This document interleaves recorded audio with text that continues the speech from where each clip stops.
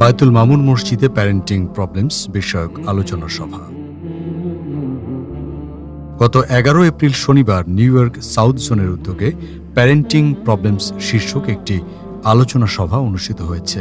বায়তুল মামুর মসজিদে আয়োজিত এই অনুষ্ঠানে অভিভাবকদের নানা সমস্যা ও তার সমাধান নিয়ে বিস্তারিত আলোচনা করা হয়। অনুষ্ঠানে প্রধান অতিথি হিসেবে উপস্থিত ছিলেন লন্ডন থেকে আগত বিশিষ্ট ব্যক্তিত্ব ডক্টর মোহাম্মদ আব্দুল বারী। তিনি তার বক্তব্যে বর্তমান সময়ে সন্তান লালন পালনে অভিভাবকদের চ্যালেঞ্জ, পারিবারিক বন্ধন শক্তিশালী করার গুরুত্ব এবং ইসলামী মূল্যবোধের আলোকে সন্তান গড়ে তোলার উপর গুরুত্ব আরোপ করেন।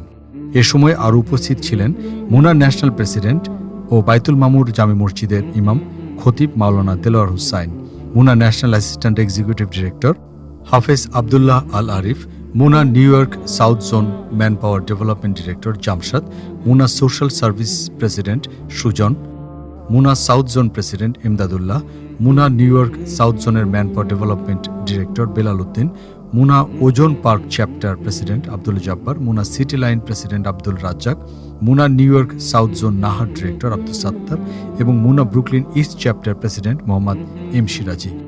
বক্তারা বলেন, বর্তমান যুগে প্রযুক্তি নির্ভরতা, সামাজিক পরিবর্তন এবং পারিবারিক ব্যস্ততার কারণে সন্তানদের সঠিকভাবে গড়ে তোলা একটি বড় চ্যালেঞ্জ হয়ে দাঁড়িয়েছে। এক্ষেত্রে অভিভাবকদের সচেতনতা বৃদ্ধি এবং পারস্পরিক যোগাযোগ জোরদারের বিকল্প নেই। অনুষ্ঠানে অভিভাবকরা তাদের অভিজ্ঞতা ও সমস্যাগুলো তুলে ধরেন এবং বিশেষজ্ঞদের কাছ থেকে বাস্তবসম্মত পরামর্শ গ্রহণ করেন। আয়োজকদের পক্ষ থেকে জানানো হয়, ভবিষ্যতেও এ ধরনের সচেতনতামূলক কর্মসূচি অব্যাহত থাকবে বলে তারা আশাবাদী।